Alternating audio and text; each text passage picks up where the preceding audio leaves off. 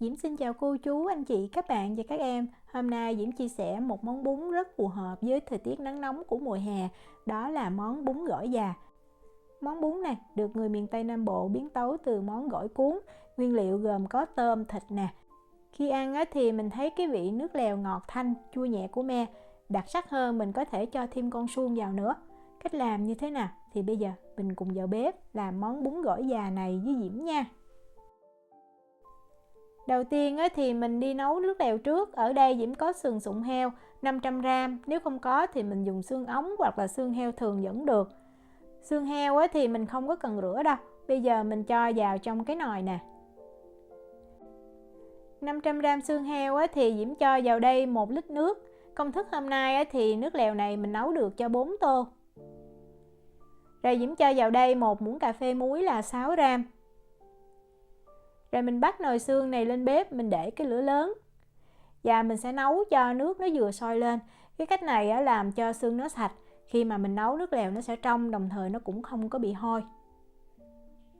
Đó, khi mà mình thấy nước nó gần sôi thì mình tới mình đảo đều lên cho bọt nó ra ha. Rồi mình thấy nước nó sôi nhẹ lên là mình nhắc khỏi bếp. Và mình đổ ra cái rổ. Sau đó mình sẽ rửa lại cho sạch nha. Rửa sạch thì mình để xương cho nó ráo. Vậy là mình đã sơ chế xương xong rồi. Bây giờ mình lấy một cái nồi và mình đi nấu nước lèo. Để nấu nước lèo cho nó ngọt và nước lèo nó trong thì Diễm có một cái củ hành tây này. Diễm cân khoảng 180g. Tiếp theo là hành tím mình cần 50g. Và mình có thêm 5g gừng. Mình giữ luôn cái vỏ ha. Như vậy để mình nấu cho cái mùi xương nó không có bị hôi. Rồi mình cho xương mình đã sơ chế đó vào chung luôn.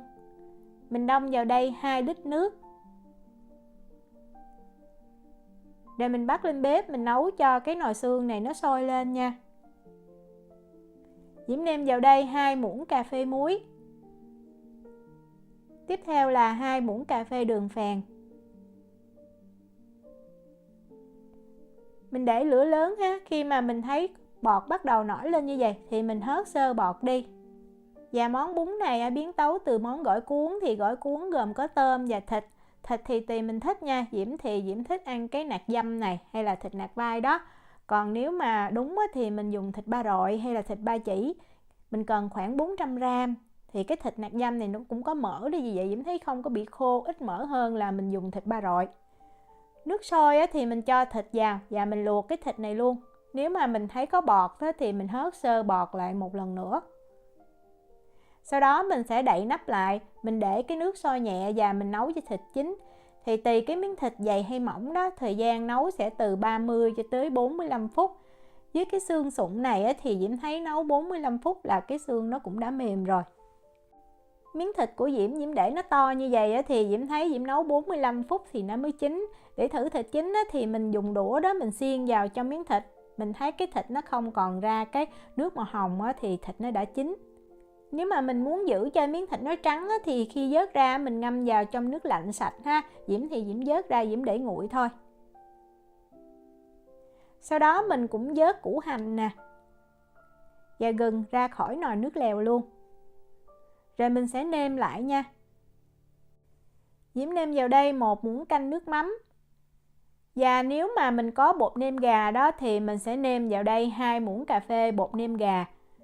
Còn nếu mà mình không có bột nêm gà, mình nêm bột ngọt thì mình cho 1 muỗng cà phê. Và nếu nêm bột ngọt thì mình nên cho thêm 1/2 muỗng cà phê muối nữa ha. Và Diễm thấy mình cũng nên nêm lại. Cái nước lèo này thì cái vị lúc này nó sẽ nghiêng về cái vị mặn nhiều hơn, nó không có ngọt. Tại tí xíu khi ăn mình sẽ nêm thêm cái tương ngọt vào nữa. Vậy là mình đã nấu xong nồi nước lèo rồi. Bây giờ mình đi làm thêm những cái nguyên liệu ăn kèm. Nếu mà nhà mình không có đậu phộng rang sẵn thì mình tự rang ha. Đậu phộng thì Diễm cho vào trong cái nồi nhỏ nè, Diễm bắt lên bếp và Diễm để lửa trung bình. Mình cứ rang đều thôi. Khi mà mình thấy đậu nó hơi cháy bên ngoài như vậy, cái vỏ đậu nó tróc ra thì cái đậu nó đã chín. Lúc này thì đậu nó chưa có giòn đâu, mình để nguội thì mình mới bóc cái vỏ ra thì lúc này đậu mới giòn. Mình dùng cái chày mình sẽ giã đậu ra cho vừa nhuyễn, như vậy là được. Tiếp theo mình có 20g me, thì Diễm thấy người miền Tây tạo cái vị chua thường dùng me, còn nếu mà mình không tìm được me thì khi ăn mình có thể cho chanh thôi. Mình nấu tí xíu nước sôi và mình đông vào đây 100ml nha, để mình dầm cái me này ra. Sau khi dầm ra hết rồi thì mình đổ me ra một cái rây, mình lọc, mình bỏ cái xác đi ha, mình chỉ lấy cái nước me thôi, để khi mà mình ăn á, mình sẽ cho vào tô bún. Nếu mà mình thấy quá đặc á, thì mình có thể thêm tí xíu nước vào, như vậy là được. Bún á, thì ở Việt Nam mình mua bún tươi rất là dễ, còn Diễm ở nước ngoài Na Uy đó thì Diễm mua cái bún hiệu này. Ăn bún cái này thì Diễm thấy mình nên ăn cái bún sợi nhỏ mới ngon ha. Bún này thì mình cứ luộc như trên bao bì hướng dẫn thôi. Nước sôi á, thì mình cho bún vào luộc. Diễm để lửa trung bình. Và thỉnh thoảng mình tới mình đảo lên cho đều. Mình luộc khoảng 10 phút á, thì Diễm thấy bún nó mềm ngon. Khoảng 8 phút mình nên ăn thử nha. Cái này mình sẽ ăn với lại nước lèo, vậy bún mình cũng không có nên luộc cho nó mềm quá. Đó, Diễm ăn thử Diễm thấy được rồi. Thì mình sẽ nhắc khỏi bếp và mình đổ liền ra một cái rổ. Sau đó mình sẽ xả lại nước sạch cho bún nó sạch đó, và sợi bún nó cũng săn lại nữa. Xả sạch rồi thì mình cứ để ráo, vậy là mình đã luộc xong bún rồi. Thì thường á 4 tô thì Diễm luộc một gói bún như vậy thì Diễm cũng thấy vừa, tức là bún mình ăn cũng hơi nhiều đó. Bây giờ mình đi làm cái tương nha. Thì mình sử dụng tương ăn phở. Ở bên Diễm á, thì Diễm mua cái tương hồi sinh sao. Tương hồi sinh này á, nếu mà mình mua cái hiệu của Lee Kum Kee này thì Diễm thấy mình không cần phải nêm nếm gì thêm nữa, tại vì nó đã rất là vừa ăn rồi. Mình sẽ bắt một cái nồi nhỏ lên bếp nè. Rồi bây giờ mình cho vào đây 1/2 muỗng canh dầu ăn. Tiếp theo mình sẽ cho một cái củ hành tím nhỏ vào. Và mình bật lửa lên, mình để lửa trung bình. Mình sẽ phi cho cái hành tím này nó vàng, nó thơm. Khi hành tím vàng thơm rồi thì Diễm sẽ cho 60g cái tương hồi sinh sao hiệu Lee Kum Kee này vào. Và Diễm cho thêm vào 30g nước nha. Còn nếu mà mình dùng cái tương hiệu khác thì nó sẽ đậm, nó đặc hơn, thì mình cần nêm thêm đường và có thể tăng thêm nước ha. Còn nếu mà mình dùng cái hiệu Lee Kum Kee như Diễm thì mình cứ pha y như vậy là ngon. Mình đảo đều, sau đó mình sẽ thêm vào đây 10g tương ớt. Nếu mà mình không ăn tương ớt thì mình bỏ qua, nhưng mà cái vị tương ớt sẽ làm cho cái tương này nó ngon hơn. Khuấy đều, đợi cho cái tương sôi trở lại. Vậy là mình đã làm xong cái tương rồi. Cái tương này là để mình chấm gỏi cuốn luôn đó. Và Diễm có thêm ở đây là 12 con tôm. Là mỗi tô mình cho 3 con. Thì tôm á, Diễm thấy mình luộc mình nên giữ nguyên cái vỏ đó. Nếu giữ nguyên vỏ thì mình cũng nên lấy cái đường chỉ đen ở lưng tôm ra. Đó, mình dùng tăm á, mình khợi nhẹ, sau đó mình rút cái đường chỉ nó ra thôi. Và nếu có nước dừa tươi á, thì mình luộc bằng nước dừa tươi, cái tôm nó sẽ ngọt hơn. Nước sôi á, thì mình cho tôm vào luộc, thời gian luộc rất là nhanh nha, khoảng chừng 1 tới 2 phút à. Mình thấy con tôm nó co lại như vậy. Đó, như vậy là tôm chín thì mình vớt ra liền ha. Luộc lâu á, thì thịt tôm nó sẽ bị khô. Mình để cho tôm nguội tí xíu, rồi mình gỡ cái vỏ ra. Nếu để cho tôm đẹp á, thì mình chừa cái đuôi lại như vậy. Rau ăn kèm á, thì mình có hẹ thì mình cần 50g và mình cắt ra thành từng khúc ha, có chiều dài khoảng 2 lóng tay. Và ngoài hẹ đó thì mình còn có giá nữa, và nếu mình thích mình có thể ăn kèm với lại những loại rau thơm như là rau răm nè, húng lủi, húng cây, Diễm thấy cũng ngon luôn. Hôm nay á, thì Diễm chỉ có giá và hẹ thôi. Thịt khi mà mình luộc xong để nguội rồi thì mình cắt ra thành từng lát hoặc là từng miếng như là cái ngón tay, tùy mình thích nha.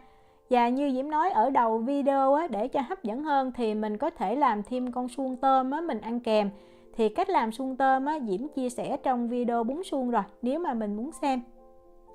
Vậy là mình đã chuẩn bị xong những cái nguyên liệu cho món bún gỏi già rồi. Ngoài tương và me để mình nêm vào á, thì mình có thêm ớt nữa. Và ớt này là ớt mình sẽ xay nhuyễn nha. Diễm có thử xay ớt chung lại tí xíu tỏi đó, và nêm chút xíu muối vào thì mình cho vào trong cái bún này, Diễm thấy cũng rất là ngon. Khi ăn á, thì mình cho bún vào tô nè, rồi mình nấu nước lèo lên cho nó sôi, mình chan lên trên bún. Món này nó không có mỡ nhiều và cái gia vị nó cũng không đậm đà như bún riêu, vì vậy khi mình ăn mình thấy rất là thanh mát. Rồi mình xếp thịt lên trên nè. Tiếp theo thì mình cho 3 con tôm. Rồi mình cho hẹ, tại vì quay phim đó mình xếp cho đẹp, chứ thật ở nhà ăn á, thì mình cứ để lên ha. Rồi mình cho ớt nè, tiếp theo mình cho tương và mình cho đậu phộng.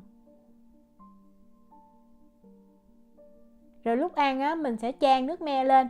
Nước me thì mình có thể điều chỉnh ha. Và cái tương cũng vậy, nếu mà mình thích ăn đậm đà hơn thì mình cho nhiều tương hơn. Giá thì mình thích ăn giá sống thì mình cho trực tiếp vào, không ấy mình trần giá sơ trước cũng được. Món bún này khi ăn thì mình sẽ thấy cái vị rất là đơn giản, thanh mát nhẹ nhàng, như tính cách của người miền Tây vậy đó. Diễm chúc cô chú, anh chị, các bạn và các em nấu món bún thiệt là ngon. Nếu mà có thắc mắc gì thì cứ để lại lời nhắn hoặc là gửi tin nhắn cho Diễm. Diễm cảm ơn sự quan tâm theo dõi video rất là nhiều.